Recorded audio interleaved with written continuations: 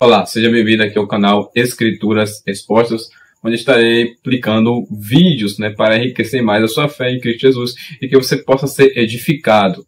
O vídeo de hoje está relacionado, ao quadro 1, chamado A Trajetória dos Salvos. Está correlacionado à parte 2, do segundo tema, chamado Como Ser Salvo.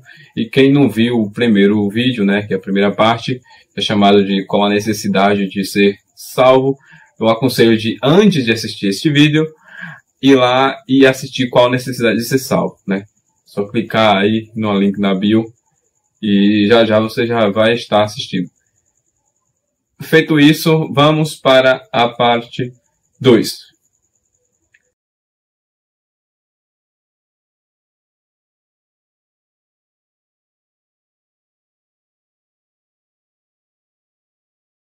Bastante conhecido, mas eu vou trazer aqui à luz da Bíblia Sagrada os passos para ser salvo. Existem 4 passos para ser salvo, então baseado de acordo com... O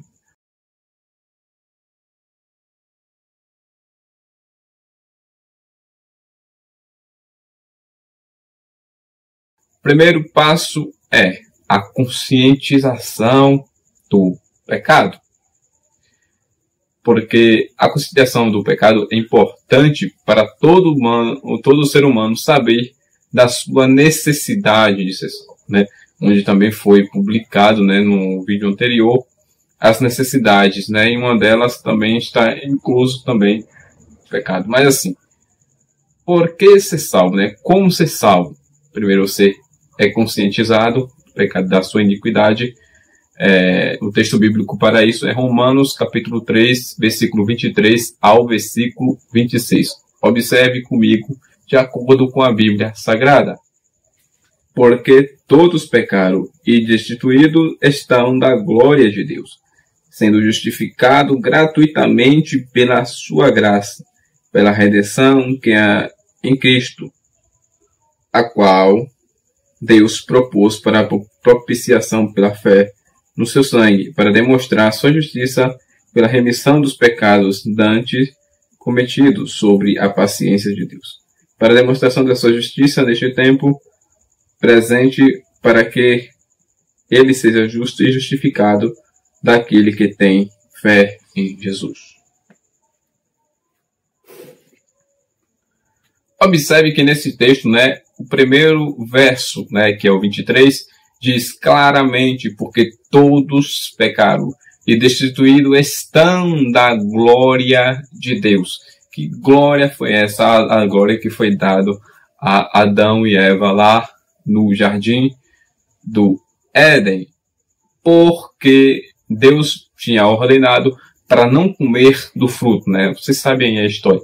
E Eva foi induzida pela serpente a comer do fruto da árvore do conhecimento do bem e do mal, conduzida pela serpente, e em seguida ela deu a frutada, e consequentemente Adão comeu do fruto, também se escondendo da presença do Deus Todo-Poderoso, e assim trazendo a iniquidade. A partir daí, todos nós nascemos com essa iniquidade.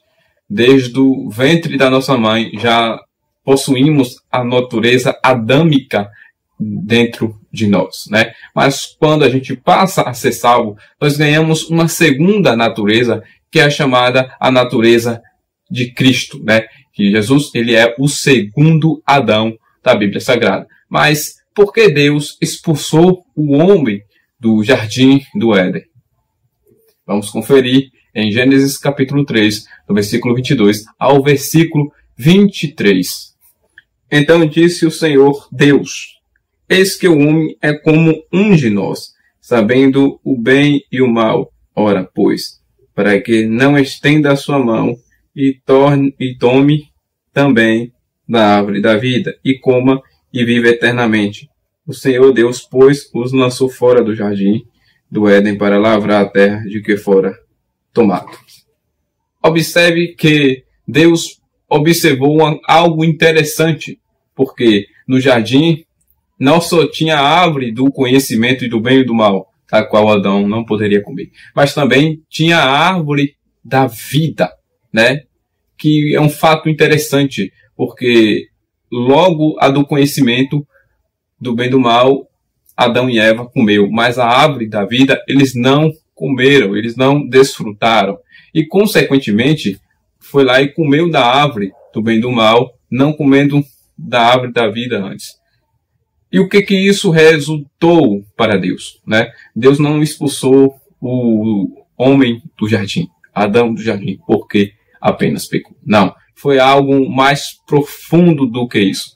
Ele viu que o homem estava ali com uma iniquidade. E o que aconteceu? Ele tirou, porque lá estava a árvore da vida. E se Adão e Eva comessem o fruto dessa árvore da vida, eles poderiam viver eternamente em pecados, eternamente em iniquidade. Ou seja, eles iriam ficar eternamente em pecado, sem possuir, né, sem herdar a salvação através de Cristo Jesus.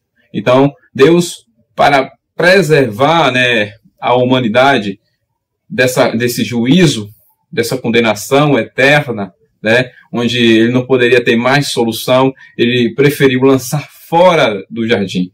Mas Deus sempre, por compaixão, nunca deixou a humanidade, mas sim a humanidade foi se afastando conforme a iniquidade. Vamos para o segundo passo.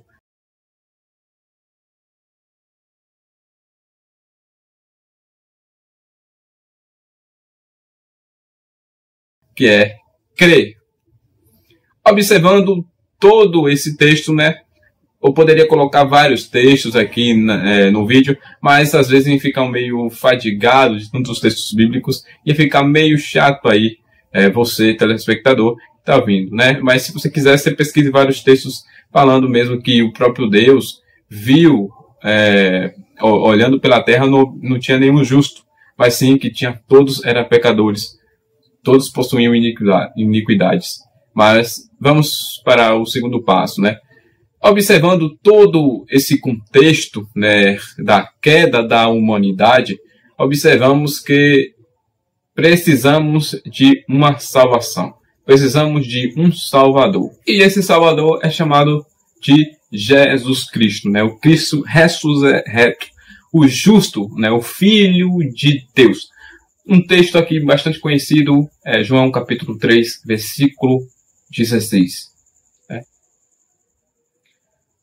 Porque Deus amou o mundo de tal maneira que deu o seu Filho unigênito para que todo aquele que nele crê não pereça, mas tenha vida eterna. Porque Deus enviou o seu Filho ao mundo, não para que condenasse o mundo, mas para que o mundo fosse salvo por ele.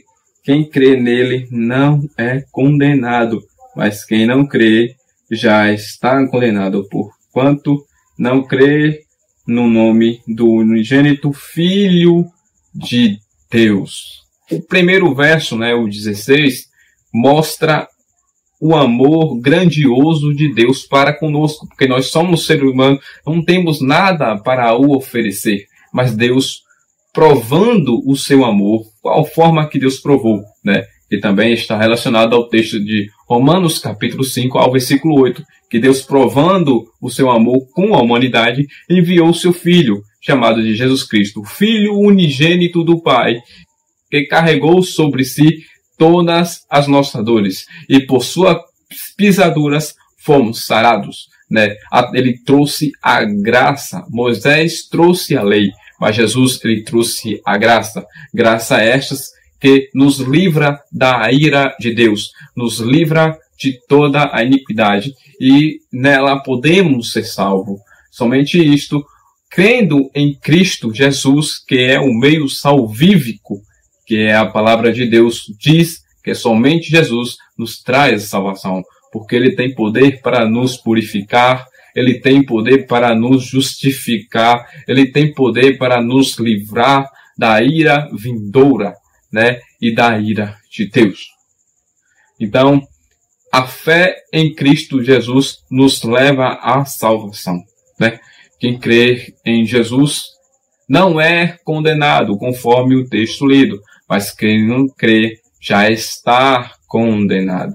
Então você crê que Jesus, ele morreu pelas suas iniquidades, ele morreu para te salvar, para te resgatar. Por diversas vezes Jesus diz: eu não vim condenar o mundo, mas eu vim buscar os que se haviam perdido. Eu não vim atrás dos justos, mas sim dos pecadores. Eu não vim atrás do salvo, mas sim dos doentes, daqueles que realmente precisam da salvação. Então, é este Jesus Cristo. Você crê nele? Após crer nele, vamos para o terceiro passo.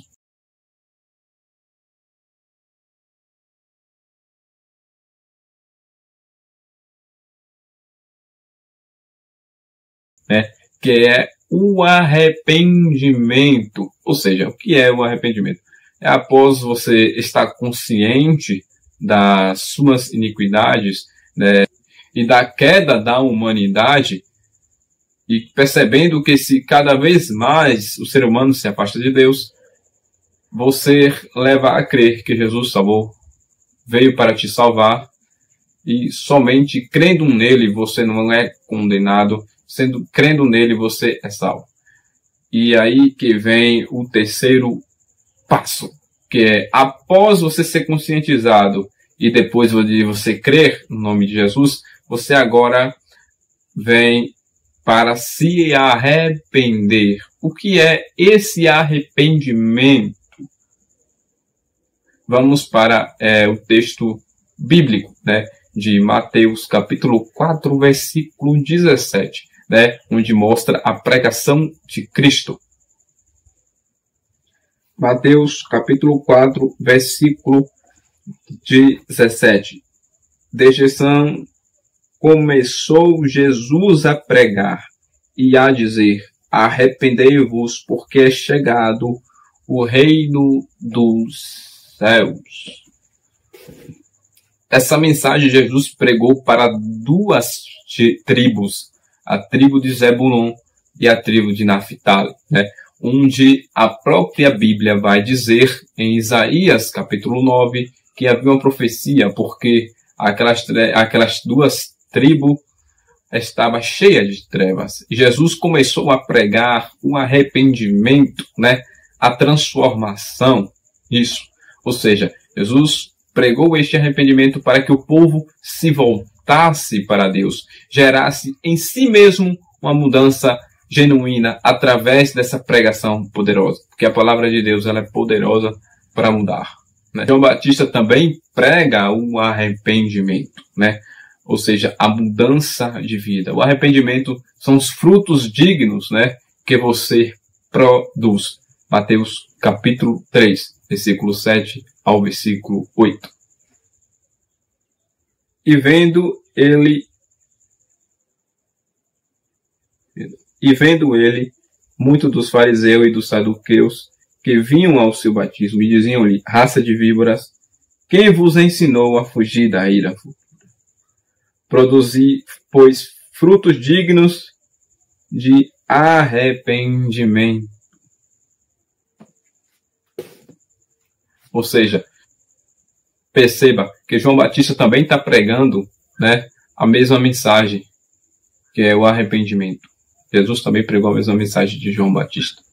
Então, produz frutos dignos de arrependimento. Ou seja, depois que você é conscientizado da iniquidade e você crê no nome de Jesus, agora você vai se arrepender de tudo que tem feito para ocorrer uma transformação genuína. Claro que não é de um dia para a noite, mas conforme você vai caminhando na fé, essa transformação e esse arrependimento é cada vez mais evidente em sua vida. E é uma prova que você também é salvo, que você possui a salvação.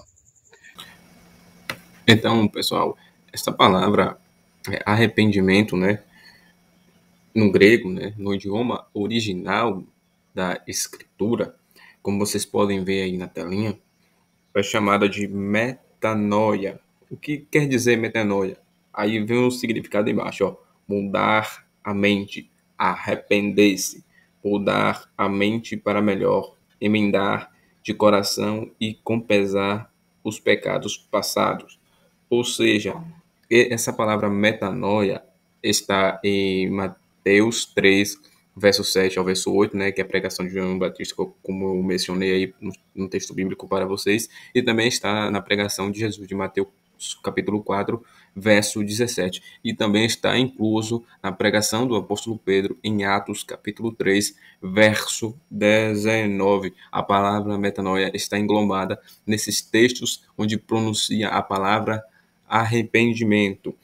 E isso se conclui com Romanos capítulo 12, verso 1 ao verso 12. Ao que o apóstolo Paulo vai dizer: rogo vós, pois, irmãos, pela compaixão de Deus, que apresentei os vossos corpos como um sacrifício vivo, santo e agradável a Deus, que é o vosso culto racional. E não vos conformei a este mundo, mas transformai pela renovação da vossa mente. Ou seja, a pessoa aqui pode transformar muito com a renovação da mente. O que é a renovação da mente? O arrependimento, para que experimenteis qual seja a boa, agradável e perfeita vontade de Deus. Ou seja, não devemos conformar com o nosso mundo, com o mundo que está acontecendo, mas devemos transformá-lo pela renovação do vosso entendimento, a renovação da nossa mente. Ou seja, através do nosso arrependimento, da nossa mudança de mente, podemos sim mudar o mundo. De acordo aqui o apóstolo Paulo, é através do arrependimento, que é a mudança de mente, a mudança de vida.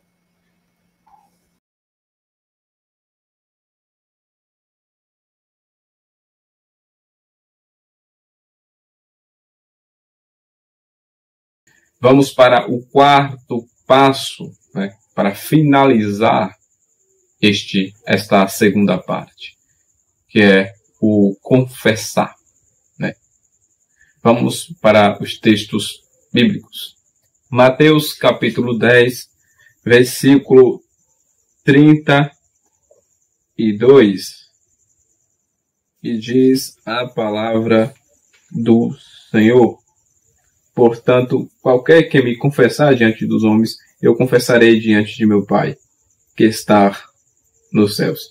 Mas, verso 33, qualquer que me negar diante dos homens, eu negarei também diante de meu Pai, que está nos céus.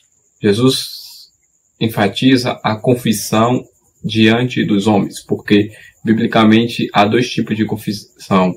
A confissão que é feita na terra diante dos homens, mas com o objetivo para ser salvo, e a confissão que é feita nos céus, com o objetivo para ser condenado. Ou seja, as pessoas que não confessaram a Cristo, e não vai confessar a Cristo aqui na terra, mas vai confessar a Cristo diante de Deus, nos céus. Mas não para ser salvo, e sim para ser condenado. Ou seja, não tem como você, primeiro, a conscientização do pecado é importante, porque não tem como você crer, não tem como você ser salvo sobre algo que você não conhece, não tem como você confessar algo que você não sabe, ou não tem como se arrepender do que, né? Se você não sabe de nada, se você não tem orientação nenhuma. Então, primeiro você é conscientizado, segundo, após ser conscientizado, agora você passa a crer no nome de Cristo Jesus. E depois de você crer em Cristo Jesus, você agora vai se arrepender. Como prova que você creu, você vai se arrepender. Não tem como você crer e não se arrepender. O que é arrependimento? É evidência dos frutos dignos, ou seja, é a mudança radical de sua vida. Ou seja, você passa a ser uma nova criatura, um novo ser diferente do que foi antes da sua vida passada. Você agora passa a mudar, criando frutos dignos de arrependimento, para depois chegar à confissão, né? A confissão nada mais é a conclusão de tudo. Não tem como você se arrepender, crer em Cristo, se você não confessar nada para ninguém, se você só ficar só no oculto. Não, é preciso ouvir uma confissão pública, entendeu? E desta forma você será salvo. Romanos capítulo 10, versículo 9 ao versículo 10. E diz a palavra do Senhor: a saber, se com a tua boca confessares ao Senhor Jesus, e em teu coração creres que Deus o ressuscitou dos mortos, serás salvo, visto que com o coração se crê para a justiça e com a boca se faz a confissão para a salvação. Ou seja, com o coração se crê para a justiça e com a boca se confessa para a salvação. Perceba que é necessário confessar, porque a confissão pública que Jesus deseja, porque Jesus mesmo diz, conforme o versículo citado, que aquele que confessar diante dos homens, ou seja, publicamente, será salvo. Ele vai confessar diante do Pai. Então, para ele confessar diante do Pai, quer dizer que essa pessoa já tem a salvação. Ou seja, para a boca, como diz o apóstolo Paulo, se confessa para a salvação. E conclui-se agora, né, os passos para ser salvo. Entendeu? Ou seja, a primeira só é conscientização, a segunda é crer, depois se arrepender, o quarto, que é o último, confessar. Perceba que cada um destes estão ligados, ou seja, não tem como você crer em algo desconhecido, né? Não tem como você se arrepender de algo que você não está consciente, nem confessar daquilo que foi informado a você. Ou seja, você primeiro, antes de crer, você precisa ter consciência da sua iniquidade. Você precisa, depois de crer em Jesus, que só Jesus nos livra, né, que traz a salvação, você passa agora a se arrepender, porque não existe você ser salvo se você não crer, se você não se arrepender e se você também não se confessar. Então, por isso que isso é preciso ser feito, né? Todos esses passos. Mas esses passos são bem óbvios, né? Mas aqui eu estou colocando aqui um parênteses em cada um. Mas eu acredito que você, telespectador, já está acostumado, né, a ouvir isso, creio assim, mas se não está, você fica ciente agora, porque tudo acontece de forma rápida, né, e de forma coordenada, ou seja, você ouve a mensagem da pregação do Evangelho, você é conscientizado dos seus pecados, depois você perceber que isso é grave, você agora passa a crer no nome de Jesus, que traz a salvação. Depois de crer, você vai mudar de vida, porque não adianta você crer e não se arrepender, não mudar de vida. E depois de você se arrepender, você não querer confessar, porque não tem como você só crer e se arrepender se você não confessar isso publicamente, se ninguém sabe. Então, é necessário essa confissão. E um forte abraço a todos. Que a paz e a graça do Senhor Jesus Cristo esteja convosco. Amém.